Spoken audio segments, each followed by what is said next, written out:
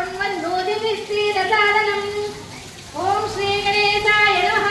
ధ్యానం సమర్పయామి. ఆ గణపతికి ఈ పుష్పాలు అక్షింతలు సమర్పించండి.